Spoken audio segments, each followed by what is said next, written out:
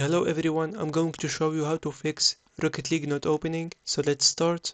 Now for the first step, make sure to go to the Windows taskbar and click this upside arrow. Now this will pop up. If you do find the Epic Games or the launcher that you have Rocket League on available or displayed like this, make sure to right click on it. After that, select exit. Once you do that, you need to wait for a couple of moments. After that, go to the Windows search bar and type in device manager, open it. Now this will pop up, so go in the left menu and click on display adapters and open this side arrow. You will find two graphics cards most likely. You need to select the NVIDIA or AMD graphics card. Right click on it. After that, select update driver. Click search automatically for drivers. After that, click close. For the next step, go to the search again and type in NVIDIA. Now if you do have an NVIDIA graphics card and you don't find this app displaying like this, you just need to go to the official website of NVIDIA and download the application and then set it up. After that, come back here and open it. Once it opens, you must sign in with your account. If you don't have one, make sure to sign up. After that, go to drivers in the left menu and click on download or install. This will automatically redirect you right here, so click on custom or leave it as default and click on continue to initiate the process of updating your graphics card. After that, go open the launcher that you have the game on, which is Epic Games for me. Once it opens, go to the library in the left menu. Now look for the game, Rocket League. Now once you find it, you see this three dots right here next to the name and under the picture. You need to click it. If you do have the game downloaded already, you must find this manage option appearing right here, so click it. After that, click on verify to start analyzing the original file of the games, and any missing or corrupted file will be safely recovered without any issue. And that's it. Just before doing anything else, make sure to restart the launcher. If it's still not working, make sure to go to this Windows icon right here and restart your computer, and that's it. If you find it helpful, consider like and subscribing, and see you on the next one.